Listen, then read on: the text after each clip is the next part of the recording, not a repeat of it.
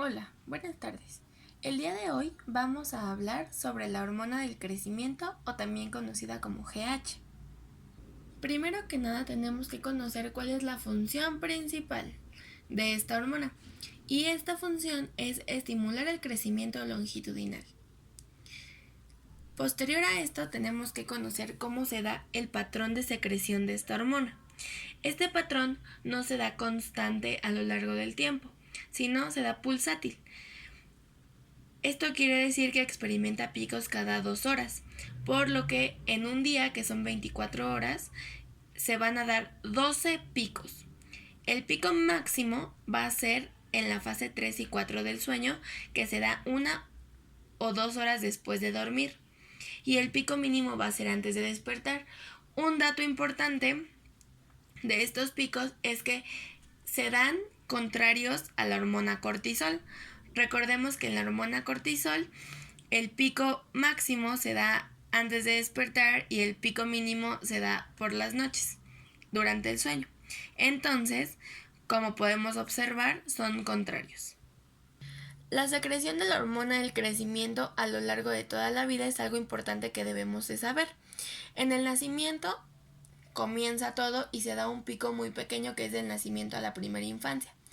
En la primera infancia, como podemos ver aquí, se va a mantener constante hasta llegar a la pubertad. Y en la pubertad se va a dar el pico más importante y más grande, que sería este, que se da hasta la adultez. La adultez varía según el género. En las mujeres se va a dar a los 18 años y en los varones a los 21 años. Entonces, este pico va a terminar a estas edades en hombres y en mujeres respectivamente. Después de la adultez a la senectud se va a mantener constante, pero en la senectud va a disminuir un poco para poder estabilizarse hasta el momento en el que morimos. Durante la muerte, o cuando se da el proceso de muerte, mejor dicho, esta hormona se reduce totalmente. Bueno, ahora vamos a ver algo sumamente importante que es el eje. El eje, el proceso normal, se da de esta forma. Comencemos. El hipotálamo va a secretar GHRH. Esto es la hormona liberadora de hormona del crecimiento. Recordemos que siempre que haya, voy a escribirlo acá, un RH después de el nombre de la hormona, esto va a significar hormona liberadora. Y esto va a ser con cualquier hormona, no solo con la GH. Entonces, una vez que el hipotálamo secreta hormona liberadora de hormona del crecimiento, va a llegar a la hipófisis y se va a unir a un receptor GQ o GS. En este caso voy a poner aquí GQ. Posterior a esto va a producir AMP cíclico y se va a liberar la hormona del crecimiento. Esta hormona va a llegar al hígado y lo va a estimular y va a producir IGF-1, que significa factor de crecimiento insulinoide, o este puede tener otro nombre que se llama somatomedina C. Así es como se da el proceso normal de este eje. Ahora, vamos a ver la regulación. La regulación, recordemos que siempre se va a dar por retroalimentaciones negativas, ya que, recordando que es una retroalimentación negativa, son retroalimentaciones que van a buscar llegar a la homeostasis. ¿Y por qué no son retroalimentaciones positivas?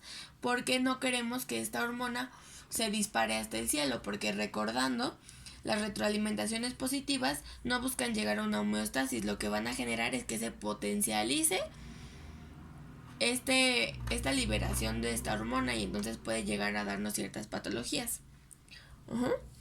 Ok, comencemos con la primer retroalimentación.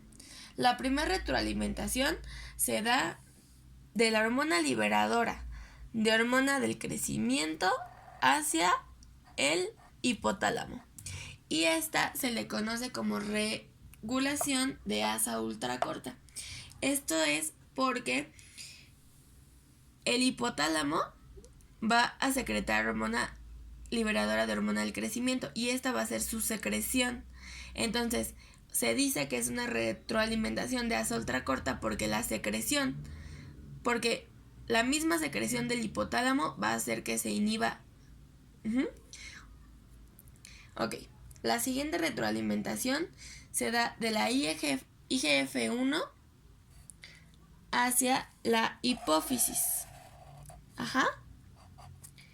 Esta va a ser una regulación de asa corta, no ultracorta, solamente una retroalimentación de asa corta. Y esta quiere decir que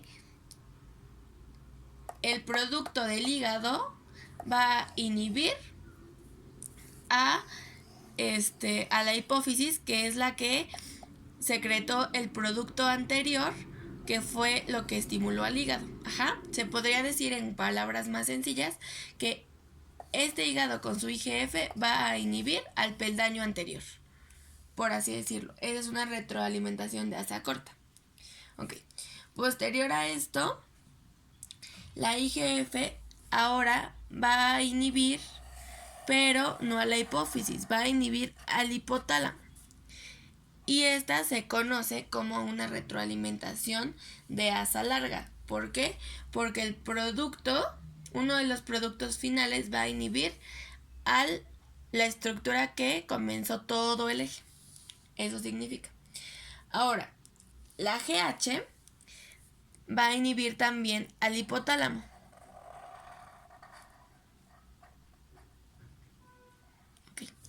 La GH va a inhibir al hipotálamo y, como ya dijimos, va a ser una retroalimentación de asa corta porque va a inhibir al peldaño anterior. Pero esta es muy importante, ya que no solo va a ser como una retroalimentación así X. Lo que va a pasar es que el aumento, lo voy a escribir aquí un poquito. El aumento de esta hormona va a actuar sobre el hipotálamo, como ya lo vimos.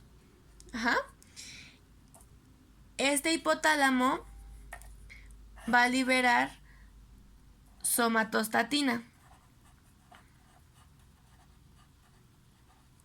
Esta somatostatina es conocida como el inhibidor endocrino por excelencia. Entonces, si el hipotálamo secreta el inhibidor endocrino por excelencia, este inhibidor va a llegar a la adenohipófisis y ahora se va a pegar a un receptor GI. Este receptor GI va a generar AMP cíclico otra vez y por tanto va a inhibir a la hipófisis, en especial a la adenohipófisis. Y si inhibe a la hipófisis o adenohipófisis, entonces ya no va a haber hormona del crecimiento. Se va a detener esa producción y esa liberación de hormona del crecimiento. Esto es como de suma importancia que lo recuerden y que lo sepan. Ahora, vamos a ver los factores estimuladores e inhibidores de esta hormona. Los factores estimuladores son hormona liberadora de hormona del crecimiento, el ayuno, que va a producir una hipoglucemia, la inanición, también la pubertad, el ejercicio y el estrés. Como pueden ver, tengo hipoglucemia y estrés remarcados en rosa. Y esto es porque son las mismas factores estimuladores para el cortisol y el glucagón. Esto lo veremos después cuando veamos hormona cortisol, pero es importante que lo tengan presente.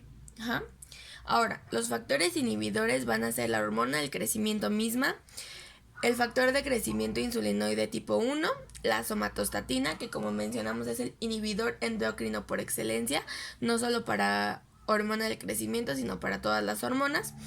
hiperglucemias, aumento de ácidos grasos en plasma, embarazo y senectud, pero la senectud no es un inhibidor como tal, es un inhibidor parcial porque no disminuye totalmente las concentraciones de hormona del crecimiento. Lo que hace es que solo las baja un poco esas secreciones y entonces, pero se sigue manteniendo. Entonces, por eso es un inhibidor parcial. Y bueno, posterior a esto vamos a ver los efectos de la hormona del crecimiento y estos se van a dar en dos tipos. Pueden ser directos o indirectos. Comencemos con los directos. Los directos significan que la hormona del crecimiento va a hacer el trabajo directamente ella. Y esto se va a dar en músculo y en hígado. Estos efectos directos son dos: los metabólicos y la síntesis proteica. La síntesis proteica se va a dar en músculo y únicamente en músculo y va a aumentar la masa muscular magra. Y el metabólico se va a dar como en dos fases pequeñas, en la que genera hipoglucemias en el hígado y induce lipólisis. La que genera hiperglucemias en el hígado va a tener dos partes: las que inducen glucogenólisis y favorecen baja producción de glucógeno en el músculo, y la que induce gluconeogénesis en el hígado. Entonces esto es como importante que lo tengan presente. Ahora vamos a ver las indirectas. Que sean efectos indirectos significa que la hormona del crecimiento llega al hígado, estimula IGF-1 y estas IGF-1 son las que van a hacer el trabajo y estas por lo general se van a dar en hueso. Lo que pasa es que las IGF-1 van a activar el nivel de condrocitos en los núcleos de osificación. Esto va a aumentar la proliferación de condrocitos, y al igual que su metabolismo, y el hueso va a crecer a lo largo y un poco a lo ancho.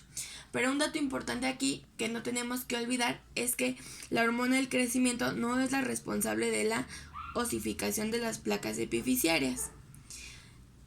Los que van a dar la osificación de placas epifisiarias van a ser las hormonas tiroideas y los estrógenos y testosterona en mujeres y en hombres respectivamente.